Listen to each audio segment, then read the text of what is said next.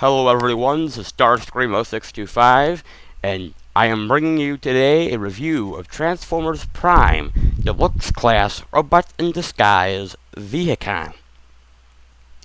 This has been a highly sought after figure in the Transformers Robot in Disguise line as far as the Deluxe Class figures go, and I think it is certainly one of the best. The designers really did well with this figure. So, take a quick look at the packaging.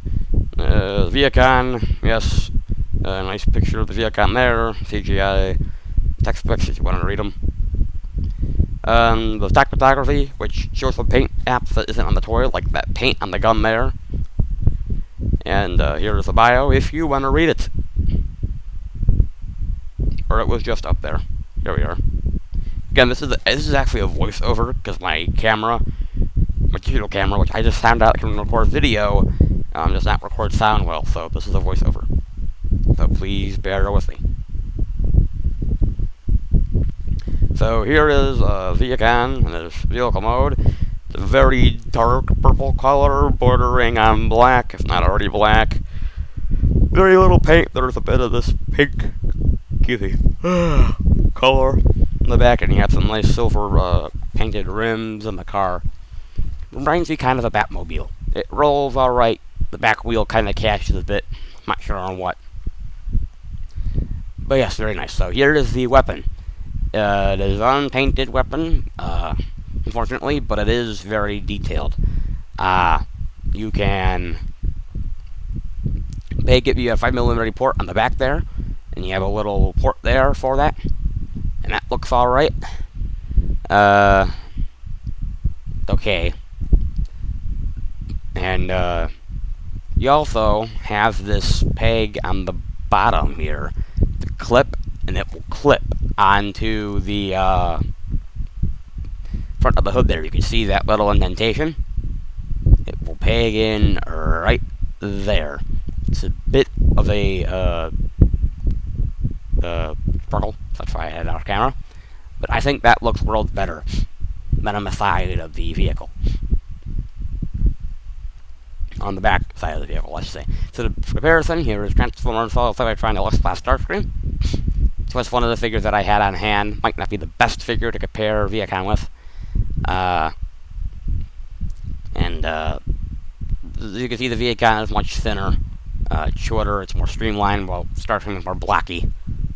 So that's a good contrast between the two figures. Excuse me.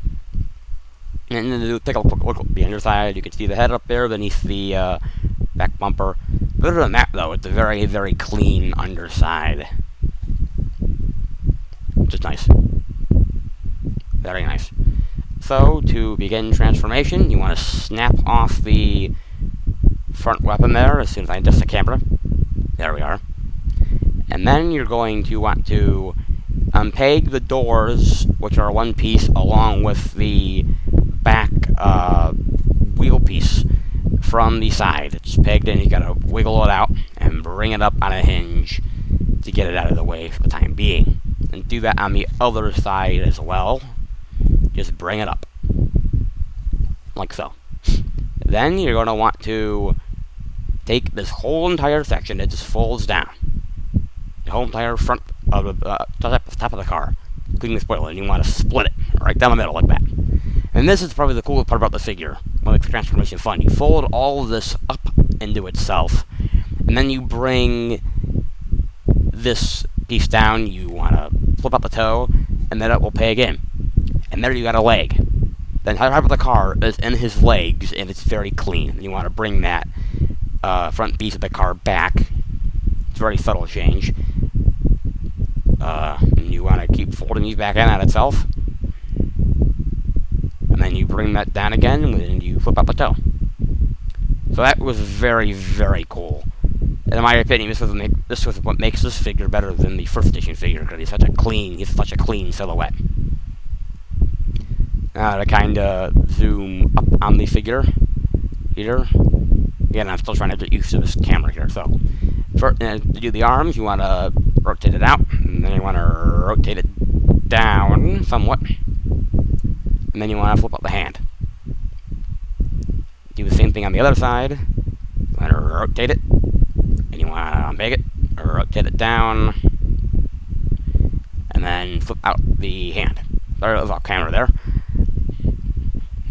And then flip out the hand. I haven't already, didn't do that yet. And get a little bit closer. Sorry, I'm trying to adjust the camera here. I'm still trying to get used to this. Trying to zoom in when it actually hinders the video quality somewhat, so my apologies.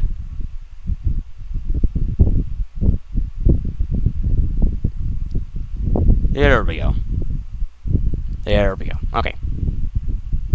So, then you want to pull the back bumper up, and the halo snap down. It's a bit scary. Feels like you're going to break the toy. And that reveals his head. Hence the Revealer class. Or Deluxe class. And there is the Vehicon in his robot mode. It is a really, really nice, clean robot mode. A very, very nice silhouette. So for this weapon, you can peg it in on a 5mm port, so it's like a handgun, and that looks nice. But you also have this little notch there that makes it look like it's coming out of his arm. And that's what I prefer doing. So how you have that notch on the bottom of the gun in vehicle mode, you can do that again here. You flip the hand down, and then you have that notch there, and you just peg it in. And it looks like it's coming out of his arm. And that is really, really cool.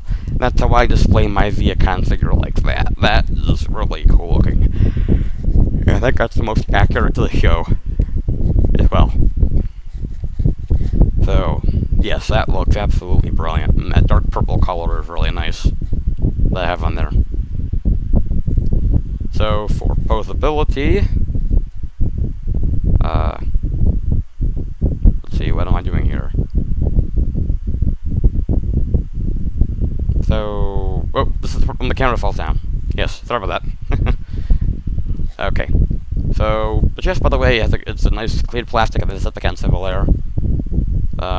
So the head is on a ball joint. And you can go that much to the right, that much to the left, or my left. You can go that much down, and a bit up.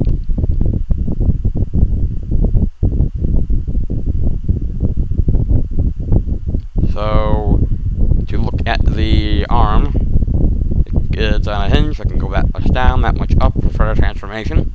And the arm is on a ball joint, or up the elbow, or starting the shoulder.